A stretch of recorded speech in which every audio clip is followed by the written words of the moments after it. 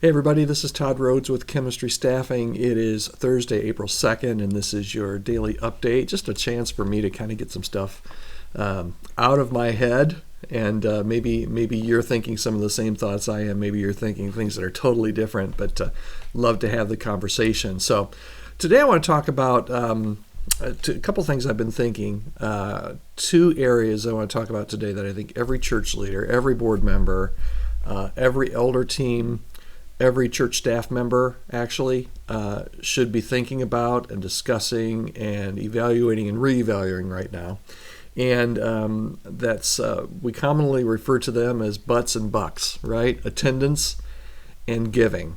I think we overemphasize these. I've thought this for a long time, that we overemphasize attendance and giving as the major metrics of what we're measuring in our church.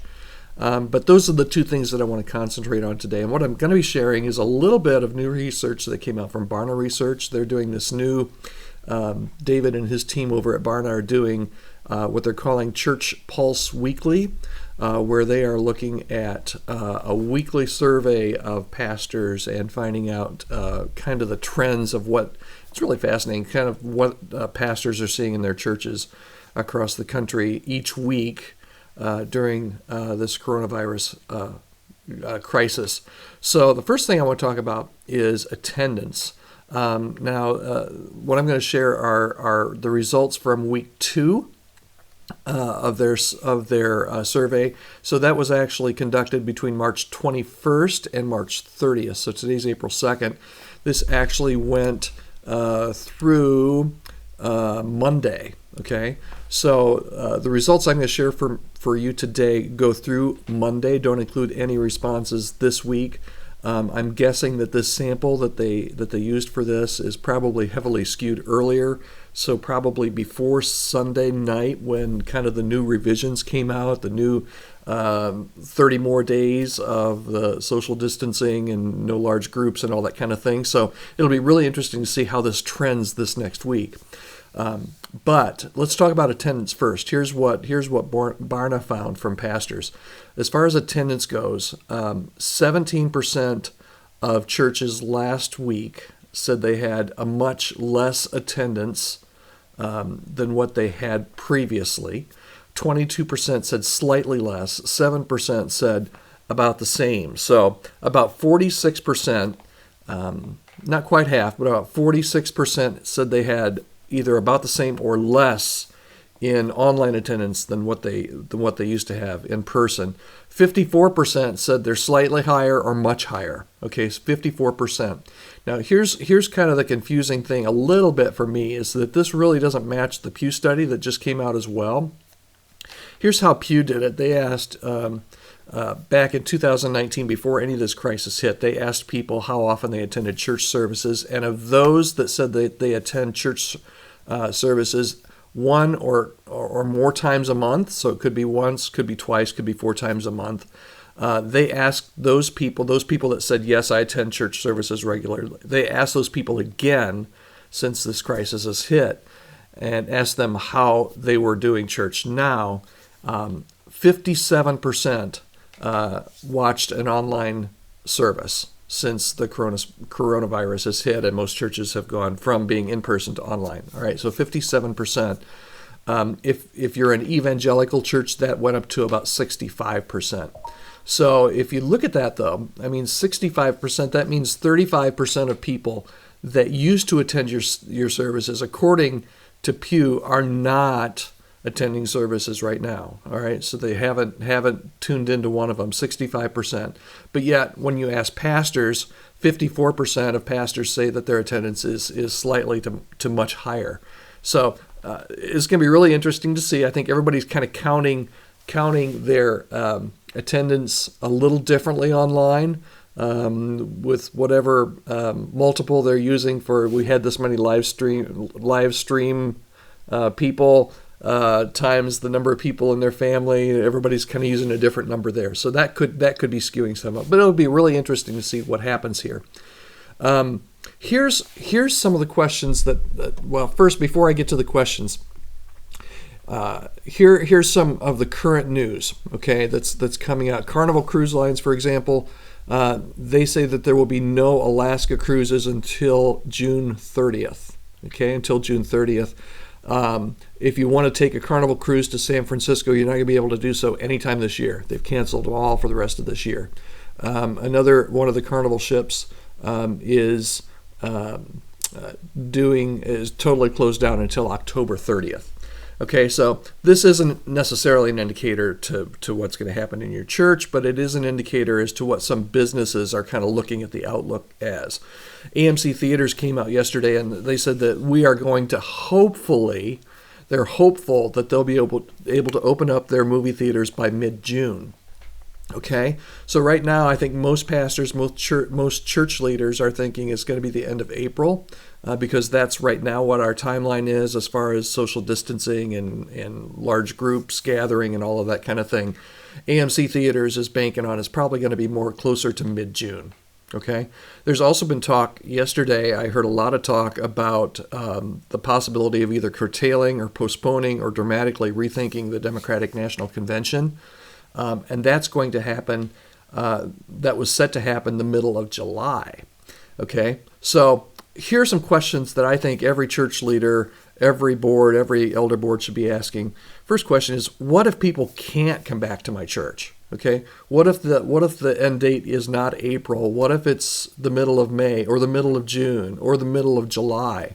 I mean, I don't think anybody really knows right now what that's going to look like. And if they're telling you, they're probably lying to you because I don't think anybody really knows. So what if people can't come back to your church? And then here's a second question that I don't hear a lot of people asking yet because I hear people on both sides of it. But what if people not only can't come back to your church, but what if they won't come back to your church? What if they won't come back to your church? I mean, what if this social distancing thing is really the new normal? And we never really quite get back, or it takes us a long time to get back to the way life used to be. Nobody knows. I saw a really interesting interview with John Taffer. I don't know if you guys know him or not, but he does a show on cable TV called Bar Rescue, where he goes in and rescues these restaurants and bars. And what he's talking about right now is what he's calling the change in capacity norms. And he said, particularly in the restaurant industry, this is something that no one is really talking about yet. And this is what he says, his quote is, "The biggest worry I have is the premise of spacing continuing after this is over into retail environments. People are still going to be cautious and they're still going to want to have some spacing. So when restaurants start to space out their tables, instead of having so many tables right close together, they're going to space them out. It could reduce seating capacity by 40 to 50%, and nobody's talking about that, but it will lessen the amount of money and revenue that restaurants can bring in." Even after this social distancing is over, are people going to, for example, go to a restaurant and feel comfortable sitting right next to a table of other people? Or sitting even that close as a lot of restaurants pack people in to the people that they're eating with. John Taffer says, when we consider the change in capacity, this could also affect sports arenas. It could affect movie theaters. It could affect Broadway and theaters and seating capacities of these businesses. If we're forced because of consumer demand actually to make these venues have more distance, that's going to change everything. And I think that it very well could change the church. I'm a glass half full guy. I'm a positive guy. But my question right now is, what if people won't come back to your church right away when this is over? That could be a real thing. I'm a glass half full guy. Here's my other question for you. What if so many people come back to your church when this is over that you can't handle all of them? All right. So I know I just said, what if people don't come back? But what if the opposite happens? What if so many people come back that you don't have enough space, you don't have enough staff, you don't have, how are you going to handle that? I hear a lot of talk about potential revival, and man, I'm praying for that along with you that happens. There are really some great signs of some spiritual awakening that are starting to happen. And I think the longer this crisis goes, I think the better chances are that we're going to see a real spiritual awakening. But here's the last question when it comes to attendance and butts in seats. All right, what if revival happens? We're all praying that it does. But what if revival happens and that does not translate into more people coming to your church? Have you ever thought of that? I mean, what if there's a real spiritual awakening here and it doesn't translate into increased church attendance? I mean, mind blown, right? But it could really happen. That's why I think all of us need to be asking a lot of these questions. Even though we don't know the answers, we need to start thinking through these things. Okay, so that's attendance, some of the things I hope we're all asking. Now let's talk about bucks. Let's talk about giving, okay? Let's go back to the Barna study. When it comes to offerings, this is really interesting. 47% of pastors say their giving was down significantly. 47% said significantly down. 32% said slightly down. 16% said it's about the same. Only 4% of churches in this survey reported that they saw any kind of increase at all in their giving. Okay, so let's take that. So 96% of churches have seen giving at least the same or even significantly down. Couple of predictions for the future that I saw. Goldman Sachs came out and they said that they could see a 34% plunge in the GDP this year. According to the Fed, they said it could be a third of Americans will be unemployed at the height of this crisis. So here's some questions that I think we've got to all be asking is, okay, so what if you're offering, if you're part of that 96%, let's say you're part of that 47%, and your giving is significantly down. I'm hearing common decreases 20, 30, 40%. I think that's significant. So what if your offering continues? This is a question you should be asking. What if your offering continues on this trajectory for another 4 weeks? You know, honestly, it's going to probably, right? Because it's April 1st and we're all out for the next 4 weeks at least. But what if it happens for 8 weeks or 12 weeks or 3 months or 4 months? Who knows? I think we need to be taking seriously what this decreased giving means. And then on the other side of this, what if the recovery is really slow? What if those offerings take a long time? Say we are able to meet again. What if it takes a long time for those to come back? You have to really think about that. I mean, if you have $1 million budget and you're off 30%, you have to do in the next season what would have cost you $1 million. You're going to have to do all of that ministry, all of that staff, all of that facility for $700,000. That's huge. I mean, what if you can't make your mortgage payment? What if you have to let go staff? What if your budget is down as much as, let's say the GDP goes down 34% and you have to lay off a third of your staff? What do you do? What's that look like on the other side? I'm not saying every church is going to get there or that any church is going to get there. I hope and pray not.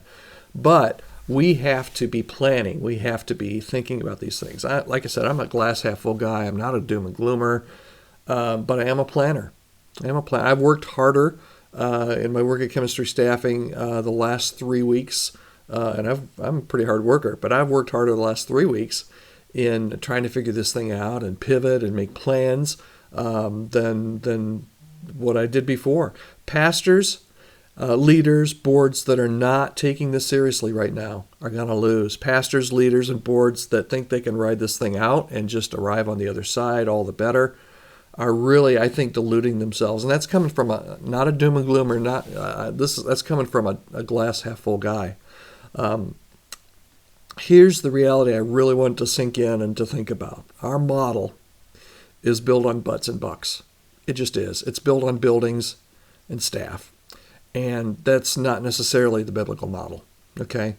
Matter of fact, it's can I say it's not the biblical model? But it's been the model of the American church for years. And that may be changing. and that very well could be a great thing in a lot of ways. But it's going to mean a lot of change. And those that are planning and pivoting now are going to be much better able to make that ride to the next wave of whatever God's doing. And those that don't, you can be playing catch up for a really long time, probably the next decade trying to catch up. So those are my thoughts. I would love to hear from you. My email address is todd.rhodes, RHOADES, at chemistrystaffing.com. You can also leave a comment wherever you're watching this as well. Would love to hear what your church is experiencing. Feel free to drop me a line or a comment, and I'll talk to you again soon. Thanks for watching.